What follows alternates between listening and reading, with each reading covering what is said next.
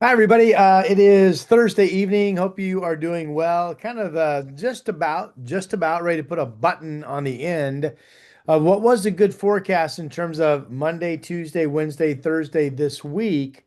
We would have a 4-day run of every day having measurable rainfall. That has come true. First time we have done that since May.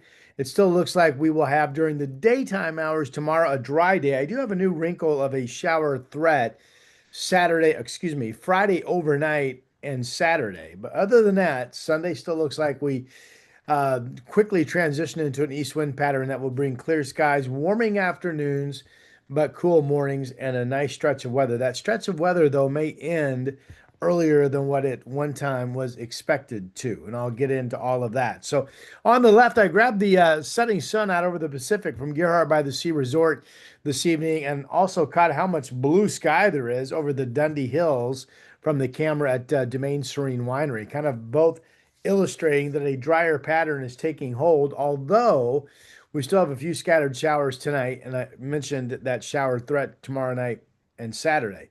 Sunday, sunshine likely. And I'm going to touch on a little bit of a fall outlook for you. So, all of this is always brought to you by the Momentous Wealth Podcast.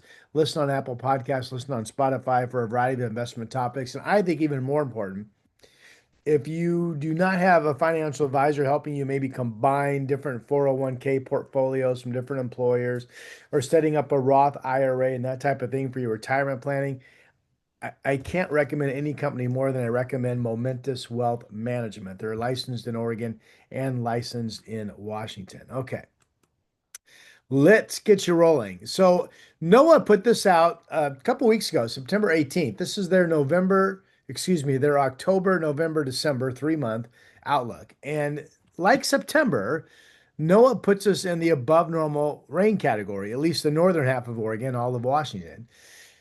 Equal chances for temperature means they're not a strong signal for warm or cold, but if you look at the map, good grief, almost the entire country is projected to see above normal seasonal temperatures. Now, here's what I come up with. As you know, I do my let me hold on. I'm getting what I'm struggling with right now on this computer, I really need to figure out so I don't do what I'm doing here.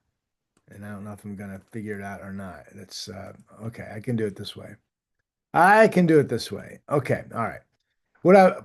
My apologies. What I was trying to say is that I'm working on my winter outlook. I typically come out with that the final week of October. That will happen again this year. But I have been looking, and I'm almost done with what makes sense to me for the months of this month and then November and December. And what's really interesting is you may have heard that we're expected to go from neutral INSO cycle, we're neutral right now, back into a La Nina. If we do so, it's only projected to be a very weak La Nina, so barely a La Nina, if you will, and only last a couple of months, and then during the winter transition back to neutral. Sound familiar? Yes, that's what happened last winter. And if I look at the months of October, November, December as a forecaster, all of the indices that I log and refer to, they are almost identical to 1 year ago. So let me take you through this graphic. So the normal rainfall for PDX for Portland, October, November, December, the 3-month combo is 14.64 inches. Now, last year, we were above normal, 16.26. We were actually, I think it was normal to below normal in October, but we had a really healthy wet November and a really healthy wet December. So if the indices are the same and the INSO cycle, neutral La Nina is the same, I would like our chances of being close to the 16-inch mark again for the coming 3 months. All right. The headline a year ago was the bomb cyclone that stayed out to sea far enough in November, November 19th, November 20th, stayed out to sea enough that didn't really impact Portland, but we had 70-mile-per-hour wind gusts at the Oregon coast. I think it was a 57 or 59-mile-per-hour wind gust that hit SeaTac up in Seattle. And then they had 70-mile-per-hour wind gusts in the hilly terrain getting up into the mountainous foothills around the Seattle area. And they really had a heck of a windstorm. I mean, you probably remember that. So I'm not saying we're going to have another bomb cyclone or another fall windstorm, but that was the headline a year ago. Temperatures a year ago for Portland averaged for the 3-month period 1 to 3 degrees Fahrenheit above normal. The warmest of the months in terms of deviation from climate average was December. And it was December that was about 3 degrees above normal. And because of that warm December, we didn't have any valley snow until we got past the first of the year. So right now, all of this in terms of the precip total, the temperatures above normal, and the no valley snow through December 31 all makes sense to me. And again, I'm not, I haven't completely dotted the I's and crossed the T's, but that's what I'm looking at so far. So I wanted to give you kind of a little update on what I am seeing. Okay, let's move to the fact that we still have showers in the area. It's 7 p.m. This is radar. Scattered showers, no lightning. Didn't expect any today, but pretty good downpours mixed in with some of these showers, and they're scattered about as you can see. Now, and if you look at the visible satellite picture, see the mix of sun and then the cumulus towers where you see the brilliant definition. Kind of cool. Pardon me. Should have brought some water and I didn't. So here's the upper level low right here. Watch this go again. You're going to see the enclosed contour. Oh, come on, right there. That's the upper level low that's fed our showers the last several days. So that's clearly weakened, but the upper level trough is still hanging, and the upper level trough weakens is still over us tomorrow. So I think the bottom line is showers mainly in tonight. Tomorrow's the day where the rain chance is not zero, but during the daytime, it looks to be mainly dry. Now, see the system back here? This is going to be a fast mover.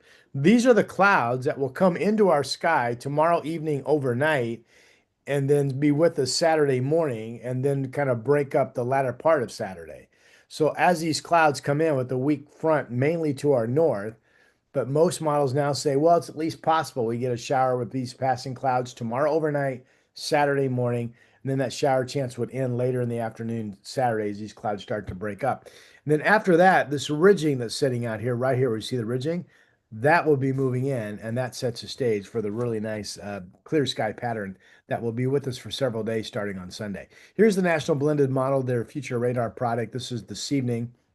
Not picking up on the number of showers that we actually have here in the valley. It is picking up on showers in Central Oregon and some rain in the southeast corner of our state. Now, as I play this into tomorrow morning, this has all dry weather Washington, all dry weather Western Oregon, showers in south or rain or showers in southeastern Oregon. Keeps us dry. Again, the rain chance is not zero tomorrow, but most of the models keep us dry well into the evening hours. And then as clouds thicken tomorrow night, it's more of an overnight shower chance. Here's a shower threat early Saturday morning, right over Portland. More showers offshore. This is as far as this model goes out. But these showers, the threat will be there at least into the afternoon. I think the American GFS model gives us what, 0.02? Yeah, 0.02 inches of rain on Saturday. So um, again, a little dab of something or nothing at all. It could just turn out to be passing clouds. We'll see. All right. I was going to show you wind, but I looked at all of the wind modeling and none of it amounts to anything. So I'm just going to tell you what I'm looking at as I show you the overall flow pattern. This is the European model. This is this afternoon at 5 p.m. Here's that trough that we just saw that's weakening. But notice how Friday morning, yeah, the low drops down into California. We're still in the instability area. So as I mentioned, the rain chance is not zero tomorrow. I mean, there could be a shower. It's just that none of the models are picking anything up. And then all of that finally weakens that trough, and it's gone Friday overnight and Saturday morning. But see the secondary trough here? It's to the north. And let me just back this up. See, this is mainly to our north, but there's a little trough in here. It doesn't look like much. You see a little bending of the contours at 18,000 feet. But that's what the models are picking up on for passing clouds Friday overnight and a Saturday morning, a chance of some showers with the shower chance and the clouds clearing later in the day Saturday. And then obviously going into Sunday morning and Sunday afternoon, here's this big ridge that we start to feed off of. And it's a strong one. Here's a 585 high right here. But now it looks like it still looks like this would give us an east wind. The pressure contours to me indicate the models aren't really picking up on this, but indicate that there could be some 30-mile-per-hour east gusts out near the gorge in usual spots, developing during the day Sunday, continuing on Monday into Tuesday. So we'll keep an eye on all of that. There's a bit of a forecast change in that this dry weather pattern that at one point looked like it could go all the way through Friday, like Sunday through Friday of next week, is now showing up only Sunday to Tuesday. And here's that trough still excuse me, the ridge still on Monday. Here's the weakening ridge, but still in control of our weather on Tuesday. And here is, just like that, the next system, which now clouds us over on Wednesday, gives us a chance of showers.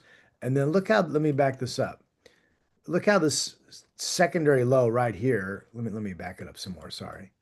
Okay, here's the trough that comes in Tuesday overnight into Wednesday morning. There's a threat of rain on Wednesday now. And then this trailing low back here just kind of doubles down through the area. This is as far as this goes. Wednesday daytime, it continues to come down. So I've got a shower threat developing on Wednesday. I've got a cloudy, showery day on Thursday. Some of the models show all of this clears out as early as Friday of next week, but I'm not sure about that. Eventually, this ridging out here looks like it could give us nice weekend weather. Not this coming weekend. I'm talking about the following weekend. So anyway, that's a little bit about what we're looking at. So let's just go around the horn if we shall. Friday, slight shower chance in Medford, otherwise sunny, 69. Great looking weekend down in Medford. Look at that, 76 on Sunday, 81 on Tuesday. There's that shower chance from that low that kind of drops in on Thursday, all the way down in Medford. So that shows you the depth of that trough all the way down into Southern Oregon. Okay, Bend. Friday, gradual clearing. There's that slight shower chance Saturday, okay? And then Sunday, dry, just like the valley, and then all dry until that shower chance shows up on Thursday, okay? Everything's kind of grooving and jiving.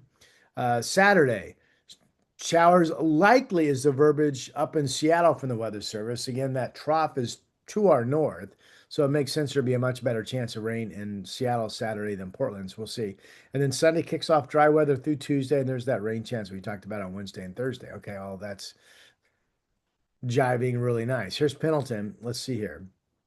Friday, dry, 68. Saturday, mainly dry, 66. Sunday, sunny, 65. 67 on Monday. So pretty nice run of weather there as well. Our capital city, Salem. Showers likely on Saturday, 60% chance of scattered showers. Again, I'll be more surprised if there are numerous showers Saturday than I will be if we're completely dry. So I really think this is a few scattered showers potentially. So I think they're kind of overdoing the showers likely statement, but we'll see. And then Sunday, Monday, Tuesday, Wednesday dry, and there's that shower threat into Thursday. And again, what I'm looking at is a shower threat develops on Wednesday, and then shower chances are better on Thursday, including you folks down in Salem. North Bend, let's see here. Friday, chance to rain. Saturday, chance to rain. Sunday, Monday, Tuesday, all dry. And again, Wednesday down in Southern Oregon, probably dry, with Thursday bringing on the rain chances. From Hazeldale Tire Pros, my sponsor of my 7-day forecast, you can always find, this is my manual work. This is not an automated feed. This is my manual work. I do the forecast. I plug it in on my weather site that I own and operate, portlandweather.com, brought to you by Hazeldale Tire Pros. Friday, I think we wake up to cloud cover. And then we get some developing sunshine, and it's really a nice day. We hit 68 degrees. Then during the evening, we cloud over. And there's more of I say evening shower chance, but it's more like a late evening overnight shower threat, I believe. And then we wake up to clouds Saturday morning, possible showers. Partial clearing later in the day, the rain chance ends. We wake up to sunshine with east winds already in place on Sunday. And then look at that, Monday, Tuesday, 77. And then just like that, clouds come in for a cloudy Wednesday, showers develop during the day, likely showers on Thursday. I mentioned last time we spoke that with this east wind patterns, Sunday and especially Monday morning, Tuesday morning, if you live in a spot where you don't have any east wind, the dew points are going to be low. So we could have parts of the valley actually dip into the upper 30s. That's a possibility. All right. If you haven't subscribed, please do so. You'll be notified when I post. It helps me out too. I'm Rod Hill. I will talk to you soon.